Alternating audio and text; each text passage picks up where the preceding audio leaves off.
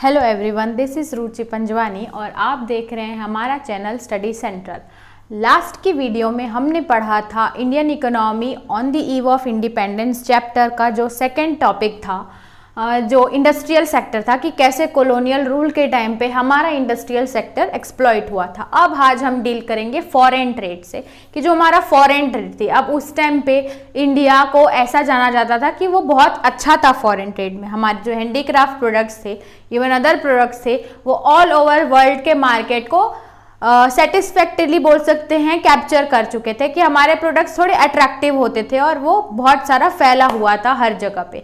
लेकिन इसको भी बोल सकते हैं कि जो ब्रिटिशर्स ने पूरी तरीके से ख़त्म कर दिया। अब आप ये सोच रहे होंगे कि कैसे ये फॉरेन ट्रेड भी ख़त्म हुआ। तो वो बहुत शातिर थे, उनकी जो टेक्निक्स रहती थी वो ऐसी रहती थी कि वो दोनों चीज़ों को ख़त्म कर सकते थे, ऐसा वो टेक्निक्स यूज़ करते थे। तो आज हम पढ़ेंगे कि कैसे फॉरेन सेक्टर को भी एक्सप्लॉइट किया था ब्रिटिशर्स ने।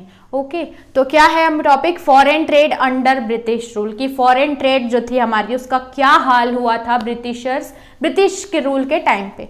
तो पहला पॉइंट है net exporter of primary products and importer of finished goods.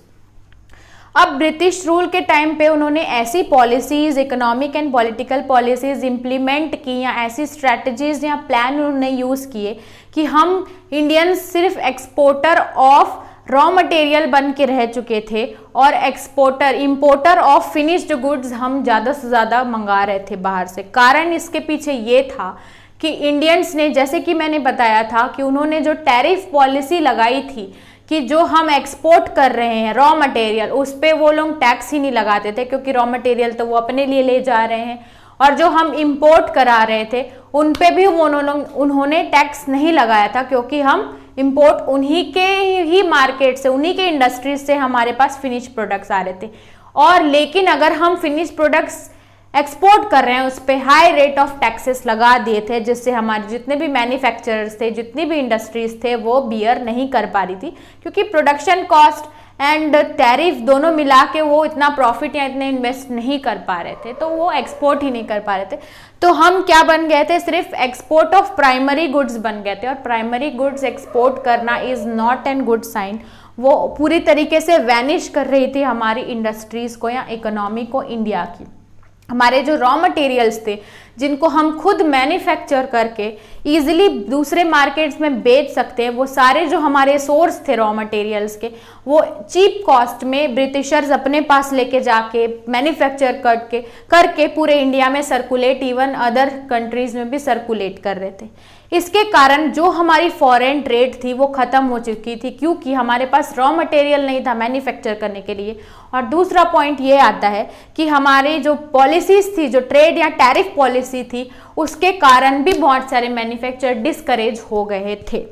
Okay, तो फर्स्ट पॉइंट ये था, इससे हमको पता चल गया कि कैसे फॉरेन सेक्टर आधे तरीके से खत्म हो गया था। नेक्स्ट है monopoly control of Indian foreign trade.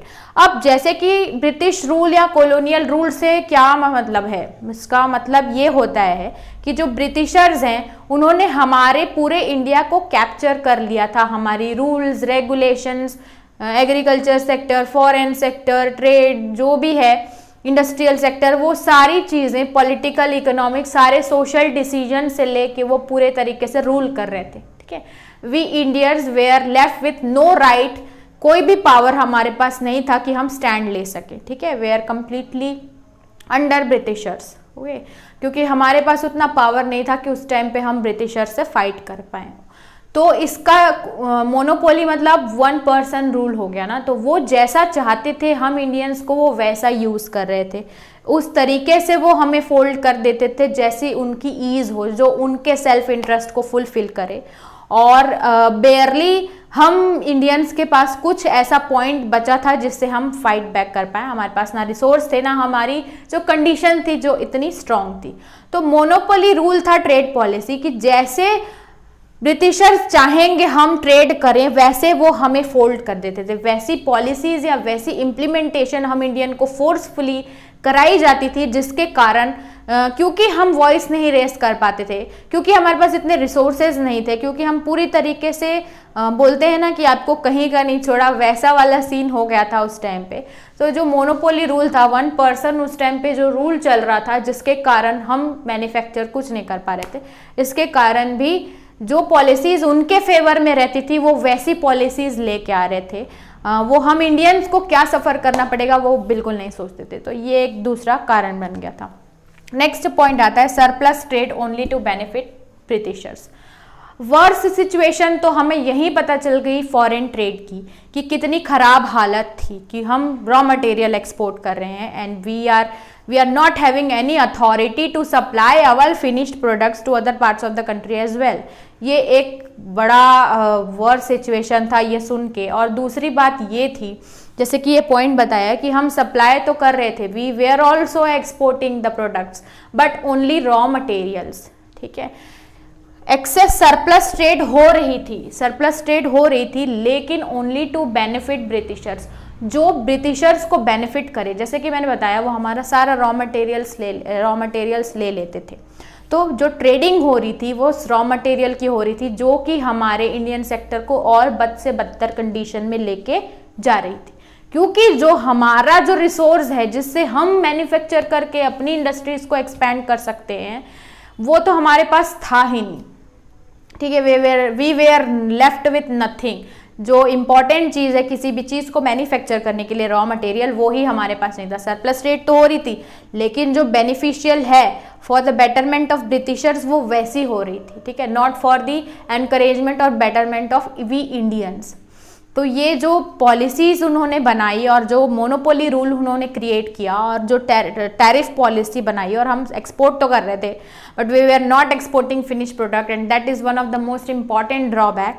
वो सारी चीज़ें मिलके हमारे फॉरेन ट्रेड को इतना बैकवर्ड लेके गई, ठीक है। तो अब आप और पॉइंट सोचिए जो आपको लगता है कि फॉरेन ट्रेड इससे भी बैकवर्ड हुआ और आपको ये लगेगा, तो आप उनको और एक्सप्लोर कर सकते हैं, आइडियाज़ आप गो थ्रू कर सकते हैं। अब आप कोई भी बुक एक बार रीड करेंगे आप इजीली उसको कैप्चर कर लेंगे अपने माइंड में, आपकी इजीली स्टोर हो जाएगा एक्सप्लेनेशन सुनने के बाद। तो ये हमारा था थर्ड टॉपिक कि कैसे फॉरेन ट्रेड को भी पूरे तरीके से एक्सप्लॉइट किया था ब्रिटिशर्स ने। अब नेक्स्ट वीडियो में हम डेमोग्राफिक प्रोफाइल पढ़ेंगे कि उस टाइम पे इंडिया की डेमोग्राफिक प्रोफाइल का स्टेट क्या था, ठीक है। तो आज के वीडियो में बस इतना ही, मिलते हैं नेक्स्ट वीडियो में नेक्स्ट टॉपिक के साथ, तब तक के लिए थैंक यू।